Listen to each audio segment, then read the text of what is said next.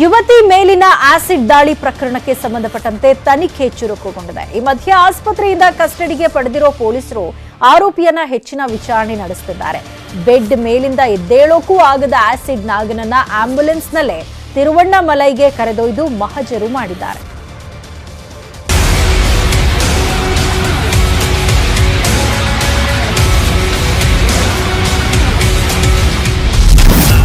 Acid ನಾಗನಿಗೆ ತಿರುವಣ್ಣಾಮಲೈನಲ್ಲಿ drill, ಆಂಬ್ಯುಲೆನ್ಸ್ನಲ್ಲೇ ಕರೆದೊಯ್ದು ಸ್ಥಳ ಮಹಜರು. ಸುಂಕದಕಟ್ಟೆ ಬಳಿ ಯುವತಿಗೆ ಆಸಿಡ್ ಅನ್ನ ಹಾಕಿ ಎಸ್ಕೇಪ್ ಆಗಿದ್ದಂತ ನಾಗೇಶ್ ಅಲಿಯಾಸ್ ಆಸಿಡ್ ನಾಗ ಕಳೆದ ತಿಂಗಳು ತಮಿಳುನಾಡಿನ ತಿರುವಣ್ಣಾಮಲೈನಲ್ಲಿ ಪತ್ತೆಯಾಗಿದ್ದ. ಪೊಲೀಸರು ಆತನ ಮೊಣಕಾಲಿಗೆ ಗುಂಡನ್ನ ಹೊಡೆದು ಬಂಧಿಸಿದ್ರು. ಗಾಯಗೊಂಡಿದ್ದಂತ ಆರೋಪಿಯನ್ನ ಆಸ್ಪತ್ರೆಗೆ ದಾಖಲಿಸಿ ಇಷ್ಟು ದಿನ ಚಿಕಿತ್ಸೆಯನ್ನ ಕೊಡಿಸಲಾಗ್ತಿತ್ತು. ಈಗ ಆತ ಕೊಂಚ ಗುಣಮುಖ ಆದಂತ ಹಿನ್ನೆಲೆಯಲ್ಲಿ ಆಂಬ್ಯುಲೆನ್ಸ್ನಲ್ಲೇ ತಮಿಳುನಾಡಿಗೆ ಕರೆದೊಯ್ದು ಸ್ಥಳ ಮಹಜರಿಗೆ ಮುಂದಾಗಿದ್ದಾರೆ.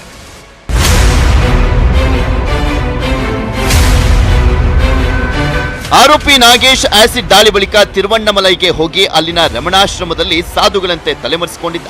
ಹೀಗಾಗಿ ಆತ ಅಲ್ಲಿಗೆ ಬಂದಿದ್ದು ಹೇಗೆ, ಅಲ್ಲೇನ್ ಮಾಡ್ತಿದ್ದ ಅನ್ನೋದೆಲ್ಲವನ್ನೂ ಕೂಡ ತಿಳಿಯುವಂತ ಸಲುವಾಗಿ ಕಾಮಾಕ್ಷಿ ಪಾಳ್ಯ ಪೊಲೀಸರು ಅಲ್ಲಿ ಹೋಗಿ ಸ್ಥಳದ ಮಹಜರನ್ನ ನಡೆಸುತ್ತಿದ್ದಾರೆ.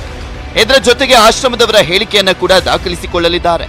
ಈಗಾಗಲೇ ಕೃತ್ಯ ನಡೆದ ಸ್ಥಳ ಹಾಗೂ ಗಾರ್ಮೆಂಟ್ ಸ್ಥಳಕ್ಕೆ ಕರೆದೊಯ್ದು ಪ್ರಕ್ರಿಯೆಯನ್ನ ಮುಗಿಸಿದ್ದಾರೆ. ಇನ್ನು ಈಗಾಗಲೇ ಆರೋಪಿ ವಿಚಾರಣೆಯನ್ನ ಬಹುತೇಕ ಮುಗಿಸಿದ್ದು ಎಲ್ಲವನ್ನೂ ಕೂಡ ಬಾಯ್ಬಿಟ್ಟಿದ್ದಾನೆ. ಆರೋಪಿ ಆಸಿಡ್ ನಾಗನಿಗೆ ಈಗ ತಾನು ಮಾಡಿದ ತಪ್ಪಿನ ಅರಿವಾಗಿ ಪಶ್ಚಾತ್ತಾಪ ಪಡ್ತಿದ್ದಾನಂತೆ. ಯುವತಿ ಮೇಲೆ ಆಸಿಡ್ ಹಾಕಿ ತಪ್ಪು ಮಾಡಿಬಿಟ್ಟೆ, ಇನ್ಮುಂದೆ ಮದುವೆ ಆಗೋದೇ ಇಲ್ಲ ಎಂದಿದ್ದಾನಂತೆ. ನಾನು ಮಾಡಿದ ತಪ್ಪಿಗೆ ತಕ್ಕ ಶಿಕ್ಷೆ ಅನುಭವಿಸುತ್ತಿದ್ದೀನಿ, ಇನ್ನು ಯಾರ ಸಹವಾಸಕ್ಕೂ ಹೋಗೋದಿಲ್ಲ, ಹೀಗೆ ಇರ್ತೀನಿ ಅಂತ ಅಳಲನ್ನ ತೋಡಿಕೊಂಡಿದ್ದಾನಂತೆ. ಸದ್ಯ ಮಹಜರು ಪ್ರಕ್ರಿಯೆ ಮುಗಿಸಿಕೊಂಡು ಬೆಳಗ್ಗೆಯೊಳಗೆ ಬೆಂಗಳೂರಿಗೆ ವಾಪಸ್ಸಾಗಲಿದ್ದಾನೆ. ತಾನು ಮಾಡಿದ ತಪ್ಪಿಗೆ ನಾಗನಿಗೆ ಜೈಲೇ ಕಾಯಂ ಆಗಿದೆ. Gangadhar Vagata, crime bureau, news 18 Kannada. Cinema ಬಿಟ್ಟು ಅಡ್ಡದಾರಿ ಹಿಡಿದ ನಿರ್ಮಾಪಕನೊಬ್ಬ ಪೊಲೀಸರ ಅತಿಥಿಯಾಗಿದ್ದಾನೆ. ಕೋಮಲ್ ನಟನೆಯ ಲೊಡ್ಡೆ ಚಿತ್ರದ ಮಂಜುನಾಥ್ ನಿರ್ಮಾಪಕನನ್ನ ರಾಜಾಜಿನಗರ ಪೊಲೀಸರು ಬಂಧಿಸಿದ್ದಾರೆ. ಸಿನಿಮಾಗೆ ಬಂಡವಾಳ ಹಾಕಿ ಕೈ ಸುಟ್ಕೊಂಡಿದ್ದ ಮಂಜುನಾಥ್ ಸೇರಿ 4ರನ್ನ ಬಂಧಿಸಲಾಗಿದೆ. ಲೊಡ್ಡೆ ಸಿನಿಮಾದಲ್ಲಿ ನಷ್ಟವಾಗಿದ್ದ ಮಂಜುನಾಥ್ ರಿಯಲ್ ಎಸ್ಟೇಟ್ ಕಚೇರಿ ತೆರೆದಿದ್ರು ಕಡಿಮೆ ಬೆಲೆಗೆ ಸೈಟ್ ಕೊಡಿಸೋದಾಗಿ ಪುಷ್ಪಕುಮಾರ್ ಎನ್ನುವವರಿಂದ ಹಂತವಾಗಿ 2 ಲಕ್ಷ ಹಾಕಿಸ್ಕೊಂಡಿದ್ರಂತೆ. ಯಾರದ್ದೋ ಸೈಟ್ ತೋರಿಸಿ ಕೊಡಿಸೋದಾಗಿ ನಂಬಿಸಿದ್ರಂತೆ. ಆದರೆ ಸೈಟ್ ದಾಖಲೆ ಕೇಳಿದಾಗ ನಿರ್ಮಾಪಕನ ಬಂಡವಾಳ ಬಯಲಾಗಿದ್ದು ಇಂದು 4ರನ್ನ ಬಂಧಿಸಲಾಗಿದೆ.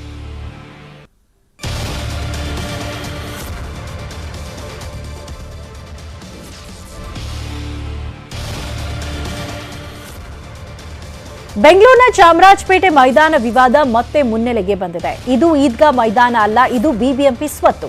ನಮಗೂ ಈ ಸ್ಥಳದಲ್ಲಿ ಕಾರ್ಯಕ್ರಮಕ್ಕೆ ಅವಕಾಶ ಕೊಡಿ ಅಂತ ಹಿಂದೂ ಸಂಘಟನೆಗಳು ಹೊಸ ವರಸೆ ತೆಗೆದಿವೆ.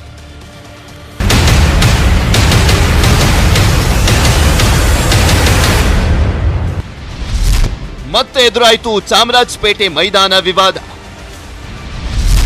ಇದು ಈದ್ಗಾ ಮೈದಾನ ಅಲ್ಲ, ಬಿಬಿಎಂಪಿ ಆಟದ ಮೈದಾನ.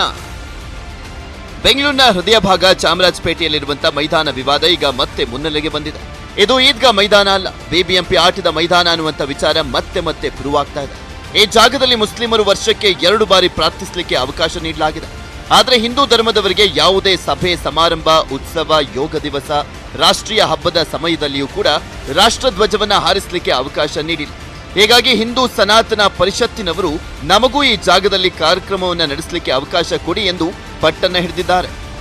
ನ್ಯಾಯಾಲಯ ಅದು ಬಿಬಿಎಂಪಿ ಆಟದ ಮೈದಾನ ಅಂತ ಹೇಳಿದ್ರೂ ಸಹ ಕೇವಲ ಆ ಮೈದಾನವನ್ನ ರಂಜಾನ್ ಮಾಡಲು, ನಮಾಜ್ ಮಾಡಲು ಮಾತ್ರ ಇವತ್ತು ಸರ್ಕಾರ ಅನುಮತಿ ನೀಡುತ್ತೆ. ಹಿಂದೂಗಳಿಗೆ ಯಾವುದೇ ಹಬ್ಬವನ್ನ ಆಚರಣೆ ಮಾಡಲಿಕ್ಕಾಗಿ ಅನುಮತಿಯನ್ನ ನಿರಾಕರಣೆ ಮಾಡಲಾಗ್ತಾ ಇದೆ. ಇದರ ವಿರುದ್ಧ ಮಾನ್ಯ ಮುಖ್ಯಮಂತ್ರಿಗಳಿಗೆ ವಿಶ್ವ ಸನಾತನ ಪರಿಷತ್ ವತಿಯಿಂದ ನಾವೆಲ್ಲರೂ ಸೇರಿ ಮನವಿಯನ್ನು ನೀಡಲಿಕ್ಕಿದ್ದೇವೆ. ಬಿಬಿಎಂಪಿ ಸ್ವತ್ತು ಅಂದ್ರೆ ಅದು ಸಾರ್ವಜನಿಕರ ಆಸ್ತಿ. ಅಲ್ಲಿ ಎಲ್ಲ ಧರ್ಮದವರಿಗೂ ಅವಕಾಶ ಇದೆ. ಆದ್ರೆ ಕೇವಲ ಒಂದು ಸಮುದಾಯದವರಿಗೆ ಇಲ್ಲಿ ಪ್ರಾರ್ಥನೆ ಮಾಡಲಿಕ್ಕೆ ಅವಕಾಶ ಕೊಟ್ಟು ನಮಗ್ಯಾಕೆ ತಾರತಮ್ಯ ಮಾಡ್ತಾ ಇದ್ದೀರಿ ಅನ್ನುವಂಥದ್ದು ಹಿಂದೂ ಪರ ಸಂಘಟನೆಗಳ ವಾದ. ಈ ಬಗ್ಗೆ ಸಿಎಂಗೆ ದಾಖಲೆ ಸಮೇತ ದೂರನ್ನ ನೀಡಲಿಕ್ಕೆ ಹಿಂದೂ ಸಂಘಟನೆಗಳು ಮುಂದಾಗಿದ್ದು 1 ತಿಂಗಳೊಳಗೆ ಈ ಮೈದಾನದಲ್ಲಿ ನಮಗೂ ಅವಕಾಶ ಕೊಡಬೇಕು ಅಂತ ಒತ್ತಾಯಿಸಲಿವೆ.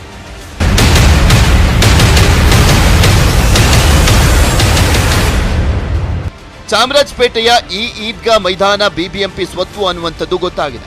ಬಿಬಿಎಂಪಿ ಕಂದಾಯ ದಾಖಲೆಗಳಲ್ಲಿ ಮುಸ್ಲಿಂ ದರ್ಗಾ ಬಿಬಿಎಂಪಿ ಸ್ವತ್ತು, ಆಟದ ಮೈದಾನ ಎಂದು ನಮೂದಾಗಿದೆ. ಈ ಬಗ್ಗೆ ಬಿಬಿಎಂಪಿ ಕಂದಾಯ ವಿಭಾಗದ ವಿಶೇಷ ಆಯುಕ್ತರನ್ನ ಪ್ರಶ್ನಿಸಿದ್ರೆ ಈ ಬಗ್ಗೆ ಮಾಹಿತಿ ಪಡೆದು ಹೇಳ್ತೀನಿ ಅಂತಾರೆ. ನನಗೆ ಪೂರ್ತಿ ಮಾಹಿತಿ ಇಲ್ಲ ಇದರ ಬಗ್ಗೆ, but anyway next time when I speak to you I'll definitely discuss with the commissioner and I'll come back to you.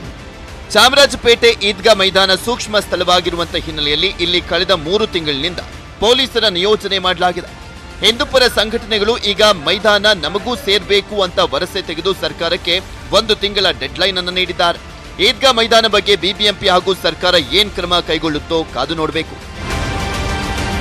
ಶರಣು ಹಂಪಿ, ನ್ಯೂಸ್ 18 ಕನ್ನಡ. ಕರ್ನಾಟಕದ ಪಠ್ಯಪುಸ್ತಕ ವಾರ್ಗೆ ರಾಷ್ಟ್ರೀಯ ನಾಯಕರು ಎಂಟ್ರಿ ಕೊಟ್ಟಿದ್ದಾರೆ. ಸ್ವಾಮೀಜಿಗಳು ಮತ್ತೆ ಸಿಟ್ಟಾಗಿದ್ದಾರೆ. ಇದರ ಮಧ್ಯೆನೇ ಸರ್ಕಾರದ ಎಡವಟ್ಟುಗಳು ಒಂದೊಂದೇ ಬಯಲಾಗ್ತಾ ಇದೆ. ಪಠ್ಯಪುಸ್ತಕ ವಿವಾದ, ಸಿದ್ಧಗಂಗಾ ಶ್ರೀ ಬೇಸರ. ಪಠ್ಯದಲ್ಲಿ ನೈತಿಕ ಶಿಕ್ಷಣದ ಕೊರತೆ ಜಾಸ್ತಿ ಕಾಣ್ತಾ ಇದೆ. ಅದರ ಜೊತೆಗೆ ಯಾವುದೇ ಮೂಲ ವಿಚಾರಗಳನ್ನು ತಿದ್ದದೆ ತೀರದೆ ಅವೆಲ್ಲವನ್ನು ವಾಸ್ತವವಾಗಿ ಕೊಡುವಂತಹ ಪ್ರಯತ್ನವನ್ನು ಮಾಡಬೇಕು. ಕೇಳಿದ್ರಲ್ಲ ಸ್ವಾಮೀಜಿಗಳ ಮಾತನ್ನ. ಸರ್ಕಾರಕ್ಕೆ ಸ್ವಾಮೀಜಿಗಳು ಪಠ್ಯಪುಸ್ತಕ ವಿಷಯದಲ್ಲಿ ಕಿವಿ ಹಿಂಡ್ತಿದ್ದಾರೆ. ಸ್ವಾಮೀಜಿಗಳ ಬೆನ್ನಲ್ಲೇ ರಾಹುಲ್ ಗಾಂಧಿ ಕನ್ನಡದಲ್ಲೇ ಟ್ವೀಟ್ ಅನ್ನು ಹಾಕಿ ಪಠ್ಯಪುಸ್ತಕ ರಾಜಕೀಯಕ್ಕೆ ಎಂಟ್ರಿ ಕೊಟ್ಟಿದ್ದಾರೆ. ಕರ್ನಾಟಕದ ಬಹುತ್ವಕ್ಕೆ ಮಾರಕವಾದಂತ ಪಠ್ಯವನ್ನ ಮಕ್ಕಳ ಮೇಲೆ ಹೇರಲಿಕ್ಕೆ ಕಾಂಗ್ರೆಸ್ ಬಿಡಲ್ಲ ಅಂತ ಒಂದು ಟ್ವೀಟ್. ಕರ್ನಾಟಕದ ಮಕ್ಕಳ ಭವಿಷ್ಯದ ನಿರ್ಧಾರವನ್ನ ಅರ್ಹತೆ ಇಲ್ಲದ ಕೈಗಳಿಗೆ ವಹಿಸಲಾಗಿದೆ. ಮಕ್ಕಳಿಗೆ ಕೇಸರೀಕರಣದ ಪಾಠ ಹೇರಲಿಕ್ಕೆ ಬಿಡಲ್ಲ ಅಂತ 2ನೇ ಟ್ವೀಟ್. ಅಂಬೇಡ್ಕರ್, ಬುದ್ಧ, ಬಸವಣ್ಣ, ನಾರಾಯಣಗುರು, ಕುವೆಂಪು ಜೊತೆ ಕರ್ನಾಟಕದ ಅಸ್ಮಿತೆಗೆ ವಿರುದ್ಧ ಸಂದೇಶಗಳನ್ನ ಪಠ್ಯಪುಸ್ತಕದ ಮೂಲಕ ಮಕ್ಕಳಿಗೆ ಕಲಿಸಲಿಕ್ಕೆ ಬಿಜೆಪಿ ಹೊರಟಿದೆ ಅಂತ ರಾಹುಲ್ ಗಾಂಧಿ ಟ್ವೀಟ್ ಅನ್ನು ಹಾಕಿದ್ದಾರೆ. ಮತ್ತೆ ಭುಗಿಲೆದ್ದ ಪಠ್ಯಪುಸ್ತಕ ವಾರ್. ಪಠ್ಯಪುಸ್ತಕ ಪರಿಷ್ಕರಣೆ ಆದ್ಮೇಲೆ ಸಮಿತಿಯನ್ನ ಸರ್ಕಾರ ವಿಸರ್ಜನೆ ಮಾಡಿದೆ. ಇದಕ್ಕೆ ಸಿದ್ದು ಪಠ್ಯವನ್ನ ವಜಾ ಮಾಡಬೇಕು ಅಂತ ಕಿಡಿಕಾರಿದ್ರು. ಆದ್ರೆ ಕಾಂಗ್ರೆಸ್ ಬ್ರಾಹ್ಮಣರನ್ನ ಟಾರ್ಗೆಟ್ ಮಾಡ್ತಾ ಇದೆ ಅಂತ ಚಕ್ರತೀರ್ಥ ಆರೋಪವನ್ನು ಮಾಡಿದ್ರು. ಪ್ರಸಕ್ತ ಪುಸ್ತಕದ ಪರಿಷ್ಕರಣಾ ಸಮಿತಿಯ ಕಾರ್ಯ ಮುಗಿದಿರುವುದರಿಂದ ಸದರಿ ಪಠ್ಯಪುಸ್ತಕ ಪರಿಷ್ಕರಣಾ ಸಮಿತಿಯನ್ನು ವಿಸರ್ಜಿಸಿದೆ. ಒಂದೊಂದೇ ಸಮುದಾಯಗಳನ್ನ ಇವರು ಕೆರಳಿಸೋದಕ್ಕೆ, ರುಚಿಗೆಬ್ಬಿಸೋದಕ್ಕೆ ನೋಡಿದ್ರು. ಲಿಂಗಾಯತ ನೋಡಿದ್ರು, ಬಿಲ್ಲವ ನೋಡಿದ್ರು, ಒಕ್ಕಲಿಗ ಸಮುದಾಯವನ್ನು ನೋಡಿದ್ರು. ಸೊ ಆಮೇಲೆ ಮುಸ್ಲಿಮರನ್ನು ನೋಡಿದ್ರು. ಮುಸ್ಲಿಮರನ್ನು ಕೂಡ ಟಿಪ್ಪು ವಿಚಾರದಲ್ಲಿ ಅವರನ್ನ ರುಚಿಗೆಬ್ಬಿಸೋದಕ್ಕೆ ನೋಡಿದ್ರು. ಸೊ ಈಗ ನೆಕ್ಸ್ಟ್ ಅವರ ಒಂದು ದೊಡ್ಡ ಟಾರ್ಗೆಟ್ ಯಾವುದು, ಸಮುದಾಯ ಯಾವುದು ಅಂತ ಹೇಳಿದ್ರೆ ದಲಿತರು. ಸೊ ದಲಿತರಿಗೆ ಸಂಬಂಧಪಟ್ಟ ಹಾಗೆ ಏನೋ ಒಂದು ನಮ್ಮ ಕಡೆಯಿಂದ ಏನೋ ಒಂದು ತಪ್ಪಾಗಿದೆ ಅಂತ ತೋರಿಸಬೇಕು. ಅದನ್ನ ಮಾಡೋದಕ್ಕೆ ಪ್ರಯತ್ನ ಮಾಡ್ತಾ ಇದ್ದಾರೆ. ಈ ಮಧ್ಯೆ ರೋಹಿತ್ ಚಕ್ರತೀರ್ಥ ಸಮಿತಿ ಎಡವಟ್ಟು ಬೆಳಕಿಗೆ ಬಂದಿದೆ. ಕಳೆದ ವರ್ಷ 3ನೇ ಕ್ಲಾಸಿಗೆ ಬಾವಿಯಲ್ಲಿ ಚಂದ್ರ ಎಂಬ ಪದ್ಯವಿತ್ತು. ಅದನ್ನೇ ಈ ವರ್ಷ 4ನೇ ಕ್ಲಾಸಿಗೂ ಕೂಡ ಸೇರಿಸಿದ್ದಾರೆ. Bureau report, news 18 Kannada. Sir M Visvesvaraya terminal silicon ಸಿಟಿಯ ಕೀರ್ತಿ ಮತ್ತಷ್ಟು ಹೆಚ್ಚಿಸಲು ಸಿದ್ಧವಾಗಿದೆ.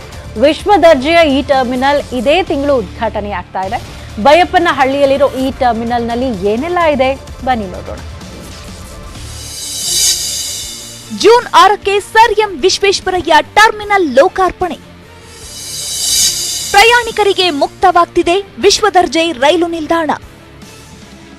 ಬೆಂಗಳೂರಿನ ಬೈಯಪ್ಪನಹಳ್ಳಿಯಲ್ಲಿ ವಿಶ್ವದರ್ಜೆಯ ರೈಲ್ವೆ ಟರ್ಮಿನಲ್ ನಿರ್ಮಾಣಗೊಂಡಿದೆ. ಕೇಂದ್ರ ಸರ್ಕಾರದ ಈ ಮಹತ್ವದ ಯೋಜನೆ ಈಗಾಗಲೇ ಪೂರ್ಣಗೊಂಡಿದ್ದು ಜೂನ್ 6ರಂದು ಲೋಕಾರ್ಪಣೆಗೊಳ್ತಿದೆ. 1 ವರ್ಷದ ಹಿಂದೆಯೇ ಟರ್ಮಿನಲ್ ಕಾಮಗಾರಿ ಪೂರ್ಣಗೊಂಡಿದ್ದು ಇದೀಗ ಪ್ರಯಾಣಿಕರಿಗೆ ಮುಕ್ತವಾಗ್ತಿದೆ. ನೂತನ ಟರ್ಮಿನಲ್ಗೆ ನಾಡಿನ ಹೆಮ್ಮೆಯ ಸರ್ ಎಂ ವಿಶ್ವೇಶ್ವರಯ್ಯ ಟರ್ಮಿನಲ್ ಎಂದು ಈಗಾಗಲೇ ನಾಮಕರಣ ಮಾಡಲಾಗಿದ್ದು ಸದ್ಯಕ್ಕೆ ಪ್ರಯಾಣಿಕರ ಓಡಾಟ ಶುರುವಾಗಲಿದ್ದು ಮುಂದಿನ ದಿನಗಳಲ್ಲಿ ಪ್ರಧಾನಿ ಮೋದಿಯವರೇ ಬಂದು ಔಪಚಾರಿಕವಾಗಿ ಉದ್ಘಾಟಿಸುವ ಸಾಧ್ಯತೆಗಳಿವೆ.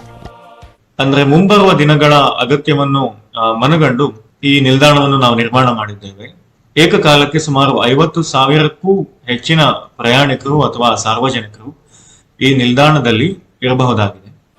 Sir M Visvesvaraya railway terminal ಸಂಪೂರ್ಣ ಹೈಟೆಕ್ ಆಗಿದೆ. ಕ್ರಾಂತಿವೀರ ಸಂಗೊಳ್ಳಿ ರಾಯಣ್ಣ ರೈಲ್ವೆ ನಿಲ್ದಾಣಕ್ಕಿಂತಲೂ ಅತ್ಯಾಧುನಿಕವಾಗಿದೆ. ಏರ್ಪೋರ್ಟ್ ಮಾದರಿಯಲ್ಲೇ ಈ ಟರ್ಮಿನಲ್ ನಿರ್ಮಾಣವಾಗಿರುವುದು ವಿಶೇಷ. ಸರ್ ಎಂ ವಿಶ್ವೇಶ್ವರಯ್ಯ ಟರ್ಮಿನಲ್ನ ವಿಶೇಷತೆಗಳೇನು ಅನ್ನೋದನ್ನ ನೋಡೋದಾದ್ರೆ ಇದು ಸುಮಾರು 4200 ಚದರ ಮೀಟರ್ ವಿಸ್ತೀರ್ಣ ಹೊಂದಿದೆ. 300 ಕೋಟಿ ವೆಚ್ಚದಲ್ಲಿ ಕೇಂದ್ರ ರೈಲ್ವೆ ಇಲಾಖೆ ಈ ಟರ್ಮಿನಲ್ ನಿರ್ಮಾಣ ಮಾಡಿದೆ. ಇದರಲ್ಲಿ 4 ಲಕ್ಷ ಲೀಟರ್ ಸಾಮರ್ಥ್ಯದ ನೀರು ಮರುಬಳಕೆ ಘಟಕ ಇದೆ. ಇಲ್ಲಿ 32 ಜೋಡಿ ರೈಲುಗಳನ್ನು ನಿರ್ವಹಿಸುವ ಗುರಿ ಹೊಂದಿದೆ.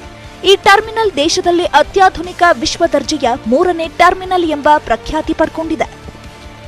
ಮೆಜೆಸ್ಟಿಕ್ನ ಸಂಗೊಳ್ಳಿ ರಾಯಣ್ಣ ರೈಲ್ವೆ ನಿಲ್ದಾಣ ಹಾಗೂ ಯಶವಂತಪುರ ರೈಲ್ವೆ ನಿಲ್ದಾಣದಲ್ಲಿ ಜನದಟ್ಟಣೆ ಹಾಗೂ ರೈಲು ದಟ್ಟಣೆ ಕಡಿಮೆ ಮಾಡೋ ಉದ್ದೇಶ ಇದೆ. ಈ ಟರ್ಮಿನಲ್ ಸಂಪೂರ್ಣ ಹವಾನಿಯಂತ್ರಿತವಾಗಿದ್ದು ಲಿಫ್ಟ್, ಎಕ್ಸ್ಕಲೇಟರ್ ಸೌಲಭ್ಯ ಇದೆ. ಬಸ್, ಕಾರು, ದ್ವಿಚಕ್ರ ವಾಹನ ನಿಲುಗಡೆಗೆ ಪ್ರತ್ಯೇಕ ವ್ಯವಸ್ಥೆ ಇರಲಿದೆ. ಅಂದರೆ ಇದು 3ನೇ ಟರ್ಮಿನಲ್, ಅಂದರೆ ಭಾರತದಲ್ಲಿಯೇ ಇದು 3ನೇ ಟರ್ಮಿನಲ್. ಕರ್ನಾಟಕಕ್ಕೆ ಕಿರೀಟ ಅಂತ ಹೇಳ್ಬೋದು. ಫುಡ್ ಕೋರ್ಟ್ ಆಗಿರ್ಬೋದು, ಚಾರ್ಜಿಂಗ್ ಸ್ಟೇಷನ್ ಆಗಿರ್ಬೋದು, ಟಿಕೆಟ್ ಕೌಂಟರ್ ಆಗಿರ್ಬೋದು, ಪ್ರತಿಯೊಂದನ್ನು ಸಹ ಅಚ್ಚುಕಟ್ಟಾಗಿ ಮಾಡಲಾಗಿದೆ. ಅಂದರೆ ಹೊರಗಿನಿಂದ ಬರುವ ಪ್ರಯಾಣಿಕರಿಗೆ ಯಾವುದೇ ತೊಂದರೆ ಆಗದ ರೀತಿ ಇಲ್ಲಿ ಗಮನ ಹರಿಸಲಾಗಿದೆ. ಸುಮಾರು 300 ಕೋಟಿಗೂ ಅಧಿಕ ವೆಚ್ಚದಲ್ಲಿ ಈ ಟರ್ಮಿನಲ್ ಸಿದ್ಧವಾಗಿದೆ. ಸಾಕಷ್ಟು ವಿಶೇಷತೆಗಳನ್ನ ಹೊಂದಿರುವ ಟರ್ಮಿನಲ್ ಸದ್ಯ ಸಾರ್ವಜನಿಕ ಸೇವೆಗೆ ಲಭ್ಯವಾಗುತ್ತಿರುವುದು ರಾಜ್ಯದ ಮತ್ತು ರಾಜಧಾನಿ ಜನರಿಗೆ ಸಂತಸದ ವಿಷಯವೇ ಸರಿ. Savitha Ramachandra, news 18 Kannada, Bengaluru. Welcome back. ಬೆಂಗಳೂರಿನ ರಸ್ತೆಗಳಲ್ಲಿ ಜನರಿಗಿಂತ ಜಾನುವಾರುಗಳದ್ದೇ ಕಾರುಬಾರು. ಯಾವುದೇ ರಸ್ತೆಗೆ ಹೋದ್ರೂ ಅಲ್ಲೊಂದು ಹಸು ಅಡ್ಡ ನಿಂತಿರುತ್ತೆ. ಇದರಿಂದ ಅವುಗಳ ಜೀವಕ್ಕೂ ಅಪಾಯ, ವಾಹನ ಸವಾರರಿಗೂ ಅಪಾಯ. ಈ ದನಕರುಗಳ ಕಾಟ ಹೇಗಿದೆ ಗೊತ್ತಾ? ಈ ಸ್ಟೋರಿ ನೋಡಿ. ರಾಜಧಾನಿ ರಸ್ತೆಯಲ್ಲಿ ಹಸುಗಳದ್ದೇ ಕಾರುಬಾರು. ಅಡ್ಡ ಬರುವ ದನಕರುಗಳಿಂದ ಸವಾರರಿಗೆ ಕಿರಿಕಿರಿ.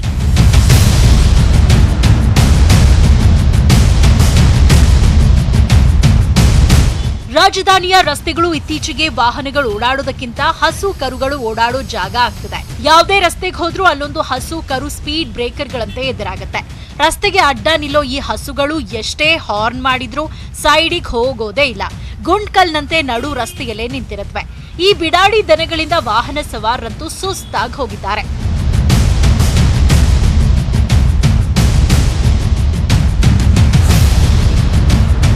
ದನಗಳ ಮಾಲೀಕರು ದನಗಳನ್ನ ಕೊಟ್ಟಿಗೆಯಲ್ಲಿ ಸಾಕೋದ್ ಬಿಟ್ಟು ರೋಡಿಗೆ ಬಿಡ್ತಿದ್ದಾರೆ. ಹೀಗಾಗಿ ಎಲ್ಲಂದ್ರಲ್ಲಿ ರಸ್ತೆಗೆ ಅಡ್ಡ ಬಂದು ಕಿರಿಕಿರಿ ಮಾಡ್ತೇವೆ. ಏಕಾಏಕಿ ರಸ್ತೆಗೆ ಹಸುಗಳು ಬರೋದ್ರಿಂದ ಟ್ರಾಫಿಕ್ ಜಾಮ್ ಕೂಡ ಆಗ್ತಿದೆ.